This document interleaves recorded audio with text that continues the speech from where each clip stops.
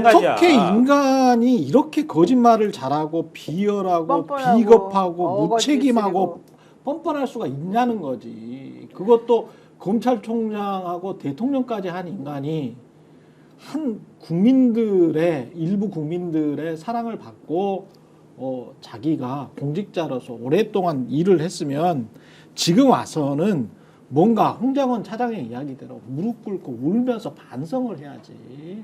나는 여기서 그래야지 인간 새끼지. 한동훈 이건 진짜 인간의 자식이 아니라니까. 한동훈 전 당대표도 이제 양심 선언할 때가 됐다고 봐요. 네. 왜냐하면 한동훈 전 당대표도 솔직히 이 상황에서 자유롭지 못해요. 자기는 뭐 자유롭다고 생각하겠지만 그거는 비상계엄을 하지 말라는 뜻으로 이 사람에게 그 전에 이게 공식화되기 전에 조언했을 가능성이 있고 실질적으로는 이 윤석열이가 어떤 사람인지 윤석열이가 김영현하고 짝짝꿍이 돼가지고 무슨 일을 어떻게 준비해 왔는지는 사실 오래전부터 이게 있었던 얘기 때문에 한동훈이 모를 리가 없거든요. 둘 간의 사이가 나빠져가지고 그렇죠. 그 둘이 나빠진 게 바로 이제 그 김경률 비대위원이 나와가지고 말이 양떼어낼 때 얘기하려고 그렇죠, 그쯤이 그렇죠. 제일 나빠졌었을 때고 3월인가 그렇죠. 그 전에 2달 전까지만 해도 서로 간에 조금 뭔가 이렇게 여지가 좀 있었어요. 해결될 여지가. 근데 그게 해결이 안 되고 집안 싸움으로 번지면서 김경길이 나서가지고 참전하면서 이제 완전히 모욕감을 주면서 그때도 괜찮았는데 마지막으로 이 김건희가 열받은 거는 2월 말쯤에 자기에게 공천권을 한 개도 안 준 거였어요.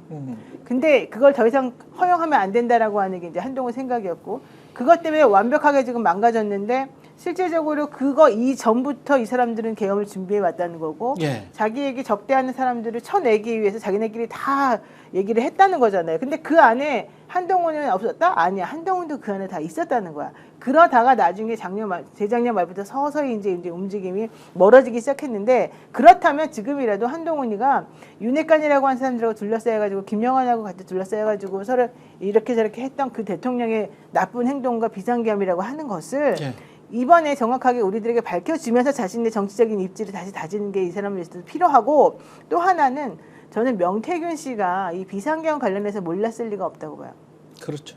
명태균 씨도 제가 지금 명태균 씨도 이제 확인을 해봐야 되겠지만 직접적으로 제가 물어봐서 확인할 건데 명태균 씨 같은 경우에도 이 윤석열과 그 한동훈이 서로 싸우기 전에 김건희가 공천에 어느 정도 관여할 수 있다고 생각했던 작년 2월 달까지만 해도 어쨌든 뭔가 이 동네에서 같이 지금 움직이고 있었거든요.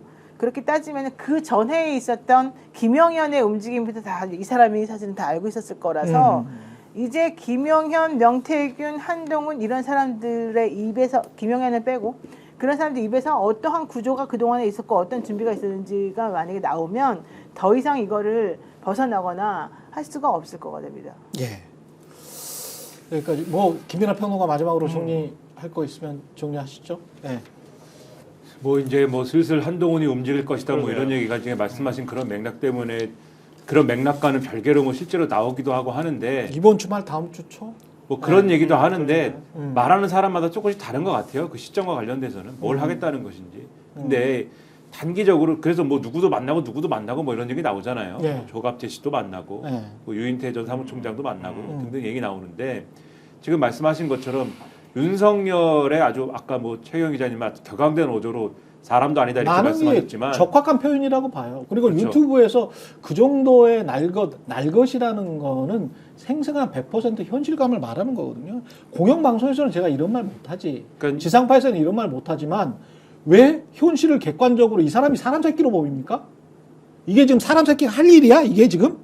그것도 일국의 대통령이었는데 이게 거짓말하고 비열하고 비겁하고 강한 사람한테는 강하고 약한 사람한테는 한적 없이 강하고 잔인해. 무책임하고 뻔뻔하고 위선적이고 3번도 자기 죄에 관해서 참여하는 모습을 보이지 않고 계속 거짓말만 하고 뭐 이런 인간이 다 있어. 이게 사람 새끼냐고. 예? 더 적확한 표현이 뭐가 있어 그러면. 이게 사람 새끼냐고. 그래서 예.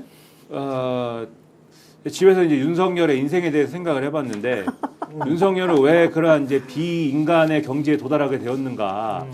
이제 그것은 이제 그 검사로서의 물론 이제 태어나면서부터 그러한 것도 있겠지만은 지금 말씀하시는 뭐 이런 맥락에서 근데 검사로서의 삶이라든가 그간 겪었던 경험이라든가 이런 것들이 굉장히 이상한 방향으로 이렇게 이 귀결이 되면서 그리고 그런 것들이 주변의 어떤 여러 가지 조건들과 겹쳐지면서 일어난 일인 것 같아요. 제가 무슨 말씀 드리려는 거냐면 한동훈이라고 다를까라는 시선이 분명히 있을 거라는 거예요. 그리고 실제로 한동훈이 지금까지 해왔던 일들은 윤석열과 함께 해왔던 일들은 그런 측면의 일들이 있었을 거라는 겁니다. 네. 그러니까 지금 이 여러 사람을 만나서 나는 그래도 윤석열과는 달라요. 나는 중도적이에요. 이런 거를 증명하고 싶다라면 윤석열의 이 비인간에 해당하는 모습들에 대한 철저한 내가 옆에서 본 것에 대한 고백 그리고 내가 함께 그러한 일을 저질렀던 것에 대한 반성, 고백 그리고 참회 이런 것들이 부과되지 않고 그냥 뭐 적당히 내가 이 정도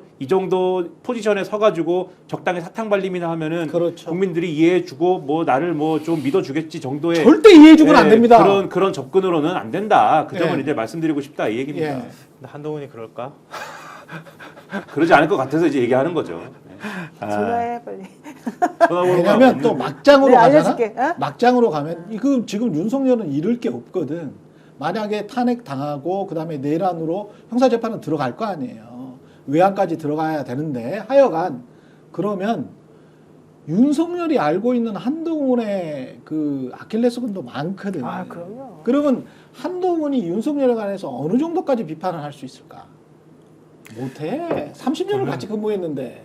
한동훈이 석고대지하고 거기까지 바라지도 않아요. 네. 그러니까 한동훈이 등장해서 여권 내에 예를 들면 내란 특검 통과시키고 지금 왜 내란이 일어났는지 그 진실을 밝히는데 도움 주고 김건희 특검법 통과시키고 그렇지. 이런 역할들을 제대로 하면 과거에 자기가 잘못한 부분들을 상당 부분 씻어낼 수 있다.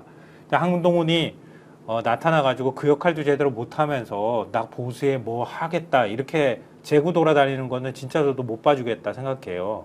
그러니까 만약에 한동훈이 그 정도의 태도를 보인다면 민주당이 극우화되어 있는 국민의힘 나머지 국회의원들 배척해버리고 한동훈이든 합리적 목소리를 낼 정도 최소한 지금 이 국면에서라도 합리적 목소리를 낼 만한 사람들하고 같이 대화할 수 있는 건 필요하다. 예. 그렇게 해서 하나하나씩 문제를 해결하는 것도 방법이 될 수 있으니 한동훈이 부디 그런 태도 정도는 가졌으면 좋겠다는 바람입니다. 예. 스픽스는 말하는 언론입니다. 대세는 유튜브, 그중에서 스픽스. 좋아요, 댓글, 구독, 알림 설정. 여러분이 저희를 사랑해 주시고 우리가 여러분을 사랑하는 4가지 방법입니다.